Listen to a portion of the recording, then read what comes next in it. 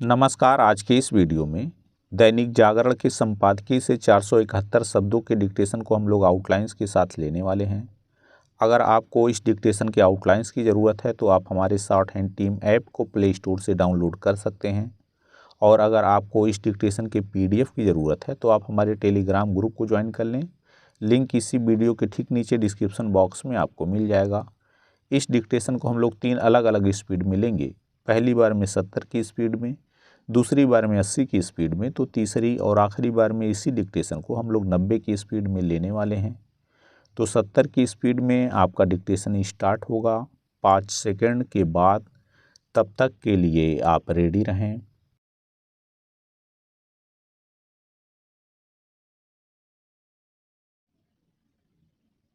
Start. Chandigarh में mayor के चुनाव में गड़बड़ी की गई।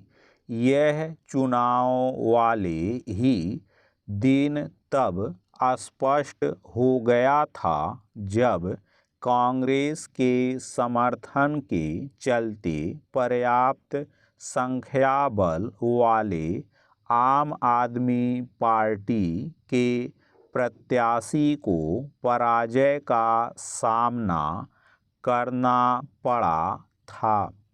भाजपा प्रत्याशी की जीत की अप्रत्याशित घोषणा इस आधार पर की गई थी कि आम आदमी पार्टी के उम्मीदवार को मिले 8 मत अवैध पाए गए। यह इसलिए समझ से परे था क्योंकि एक तो अवैध करार दिए गए सभी मत आम आदमी पार्टी के उम्मीदवार के खाते के थे, और दूसरे पीठासीन अधिकारी अनिल मसीह एक वीडियो में मतपत्रों में कुछ लिखते हुए दिख रहे थे। इस पर हैरानी नहीं कि भाजपा से जुड़े पीठासीन अधिकारी सुप्रीम कोर्ट के समक्ष यह नहीं साफ कर सकें कि वह मतपत्रों पर क्या लिख रहे थे और क्यों। यदि उन्हें सुप्रीम कोर्ट की फटकार के साथ अवमानना नोटिस का सामना करना पड़ा तो इसके लिए वही उत्तरदायी हैं। सुप्रीम कोर्ट के समक्ष जैसे तथ्य सामने आए, उन्हें देखते हुए उसके पास यही विकल्प था कि या तो वह मेयर का चुनाव फिर से कराने का आदेश दे अथवा आम आदमी पार्टी के प्रत्याशी को मेयर घोषित करे। पैरा। चूँकि लोकतांत्रिक प्रक्रिया से खुला खिलवाड़ करने वाले इस मामले के सुप्रीम कोर्ट पहुंचने के साथ ही कथित रूप से मेयर का चुनाव जीते भाजपा प्रत्याशी को यह आभास हो गया था कि उनके पास अपने बचाव में कुछ कहने बताने को नहीं है, इसलिए उन्होंने पहले ही त्यागपत्र दे दिया था। इसके बाद भी यह प्रश्न तो अनुत्तरित है ही कि आखिर पीठासीन अधिकारी ने चुनाव प्रक्रिया से खिलवाड़ क्यों किया। क्या पार्टी के प्रति निष्ठा दिखाने के लिए अपनी ओर से, या फिर किसी अन्य के कहने से। इस प्रश्न का उत्तर भाजपा के शीर्ष नेताओं को भी तलाशना होगा, क्योंकि वह ऐसे गंभीर आरोपों के घेरे में हैं कि उसके नेता मेयर तक का चुनाव जीतने के लिए किसी भी हद तक जाने और मनमानी करने को तैयार रहते हैं। क्या यह विचित्र नहीं कि भाजपा एक ओर आगामी लोकसभा चुनाव में अपने बलबूते 370 सीटें जीतने का दम भर रही है और दूसरी ओर एक अदद मेयर का चुनाव जीतने के लिए ऐसे जतन करती दिख रही जो उसकी फजीहत का कारण बन रहे हैं। लोकतंत्र में संख्या बल का सम्मान किया जाना आवश्यक होता है। चंडीगढ़ के मेयर चुनाव में भाजपा ऐसा करती हुई नहीं दिखाई दी। ऐसे रवैये से उसकी छवि बिगड़ेगी ही। चंडीगढ़ मेयर चुनाव में जो कुछ हुआ उसके लिए भाजपा पीठासीन अधिकारी को जिम्मेदार बताकर कर्तव्य की इतिश्री नहीं कर सकती।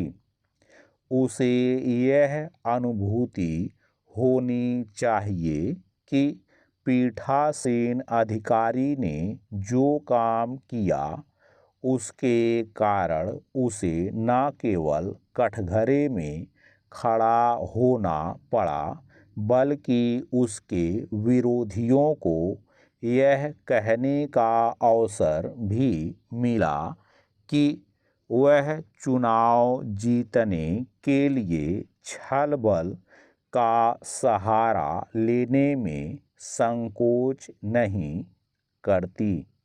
स्टॉप।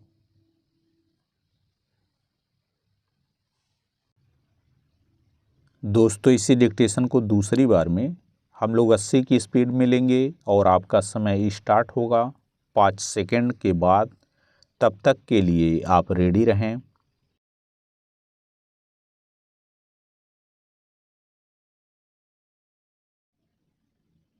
स्टार्ट। चंडीगढ़ में मेयर के चुनाव में गड़बड़ी की गई। यह चुनाव वाले ही दिन तब स्पष्ट हो गया था जब कांग्रेस के समर्थन के चलते पर्याप्त संख्या बल वाले आम आदमी पार्टी के प्रत्याशी को पराजय का सामना करना पड़ा था। भाजपा प्रत्याशी की जीत की अप्रत्याशित घोषणा इस आधार पर की गई थी कि आम आदमी पार्टी के उम्मीदवार को मिले 8 मत अवैध पाए गए। यह इसलिए समझ से परे था क्योंकि एक तो अवैध करार दिए गए सभी मत आम आदमी पार्टी के उम्मीदवार के खाते के थे और दूसरे पीठासीन अधिकारी अनिल मसीह एक वीडियो में मतपत्रों में कुछ लिखते हुए दिख रहे थे। इस पर हैरानी नहीं कि भाजपा से जुड़े पीठासीन अधिकारी सुप्रीम कोर्ट के समक्ष यह नहीं साफ कर सकें कि वह मतपत्रों पर क्या लिख रहे थे और क्यों।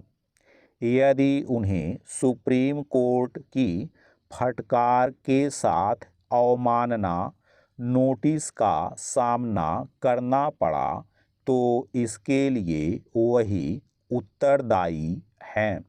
सुप्रीम कोर्ट के समक्ष जैसे तथ्य सामने आए, उन्हें देखते हुए उसके पास यही विकल्प था कि या तो वह मेयर का चुनाव फिर से कराने का आदेश दे अथवा आम आदमी पार्टी के प्रत्याशी को मेयर घोषित करे।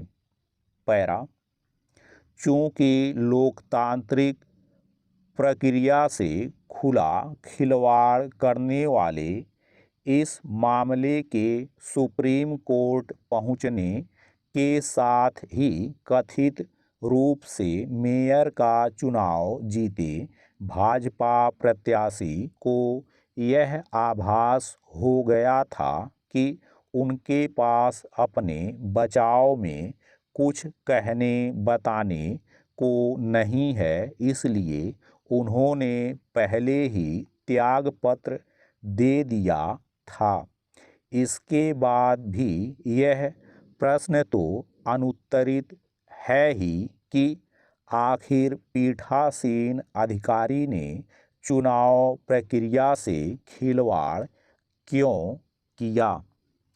क्या पार्टी के प्रति निष्ठा दिखाने के लिए अपनी ओर से या फिर किसी अन्य के कहने से?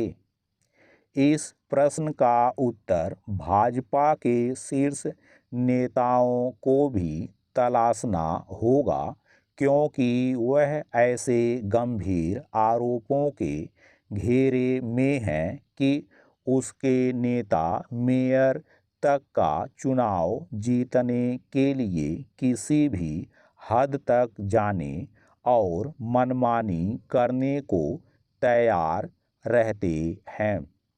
क्या यह विचित्र नहीं कि भाजपा एक और आगामी लोकसभा चुनाव में अपने बलबूते 370 सीटें जीतने का दम भर रही है और दूसरी ओर एक अदद मेयर का चुनाव जीतने के लिए ऐसे जतन करती दिख रही जो उसकी फजीहत का कारण बन रहे हैं। लोकतंत्र में संख्या बल का सम्मान किया जाना आवश्यक होता है। चंडीगढ़ के मेयर चुनाव में भाजपा ऐसा करती हुई नहीं दिखाई दी। ऐसे रवैये से उसकी छवि बिगड़ेगी ही। चंडीगढ़ मेयर चुनाव में जो कुछ हुआ उसके लिए भाजपा पीठासीन अधिकारी को जिम्मेदार बताकर कर्तव्य की इतिश्री नहीं कर सकती। उसे यह अनुभूति होनी चाहिए कि पीठासीन अधिकारी ने जो काम किया उसके कारण उसे न केवल कठघरे में खड़ा होना पड़ा, बल्कि उसके विरोधियों को यह कहने का अवसर भी मिला कि वह चुनाव जीतने के लिए छल बल का सहारा लेने में संकोच नहीं करती। स्टॉप। दोस्तों, इसी डिक्टेशन को तीसरी और आखिरी बार में हम लोग 90 की स्पीड में लेंगे और आपका समय स्टार्ट होगा 5 सेकंड के बाद। तब तक के लिए आप रेडी रहें।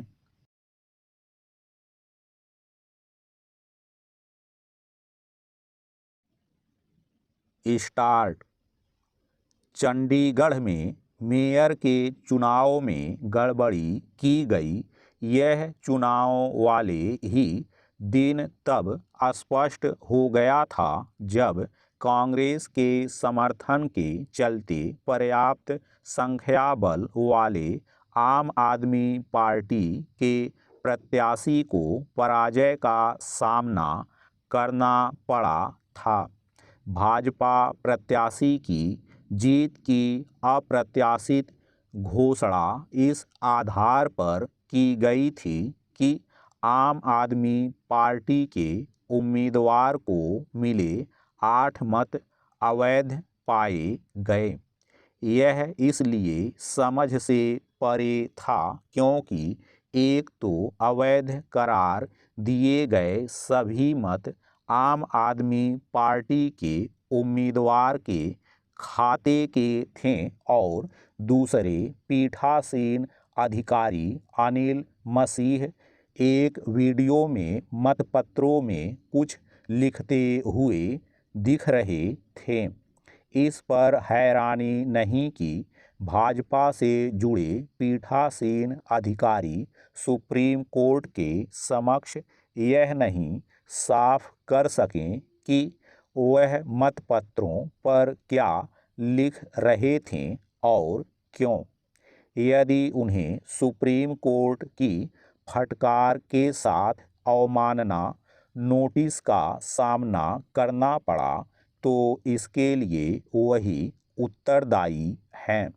सुप्रीम कोर्ट के समक्ष जैसे तथ्य सामने आए उन्हें देखते हुए उसके पास यही विकल्प था कि या तो वह मेयर का चुनाव फिर से कराने का आदेश दे अथवा आम आदमी पार्टी के प्रत्याशी को मेयर घोषित करे। पैरा चूँकि लोकतांत्रिक प्रक्रिया से खुला खिलवाड़ करने वाले इस मामले के सुप्रीम कोर्ट पहुंचने के साथ ही कथित रूप से मेयर का चुनाव जीते भाजपा प्रत्याशी को यह आभास हो गया था कि उनके पास अपने बचाव में कुछ कहने बताने को नहीं है, इसलिए उन्होंने पहले ही त्यागपत्र दे दिया था। इसके बाद भी यह प्रश्न तो अनुत्तरित है ही कि आखिर पीठासीन अधिकारी ने चुनाव प्रक्रिया से खिलवाड़ क्यों किया। क्या पार्टी के प्रति निष्ठा दिखाने के लिए अपनी ओर से या फिर किसी अन्य के कहने से। इस प्रश्न का उत्तर भाजपा के शीर्ष नेताओं को भी तलाशना होगा क्योंकि वह ऐसे गंभीर आरोपों के घेरे में हैं कि उसके नेता मेयर तक का चुनाव जीतने के लिए किसी भी हद तक जाने और मनमानी करने को तैयार रहते हैं। क्या यह विचित्र नहीं कि भाजपा एक ओर आगामी लोकसभा चुनाव में अपने बलबूते 370 सीटें जीतने का दम भर रही है और दूसरी ओर एक अदद मेयर का चुनाव जीतने के लिए ऐसे जतन करती दिख रही जो उसकी फजीहत का कारण बन रहे हैं। लोकतंत्र में संख्या बल का सम्मान किया जाना आवश्यक होता है। चंडीगढ़ के मेयर चुनाव में भाजपा ऐसा करती हुई नहीं दिखाई दी। ऐसे रवैये से उसकी छवि बिगड़ेगी ही। चंडीगढ़ मेयर चुनाव में जो कुछ हुआ उसके लिए भाजपा पीठासीन अधिकारी को जिम्मेदार बताकर कर्तव्य की इतिश्री नहीं कर सकती। उसे यह अनुभूति होनी चाहिए कि पीठासीन अधिकारी ने जो काम किया उसके कारण उसे न केवल कटघरे में खड़ा होना पड़ा बल्कि उसके विरोधियों को यह कहने का अवसर भी मिला कि वह चुनाव जीतने के लिए छल बल का सहारा लेने में संकोच नहीं करती। स्टॉप।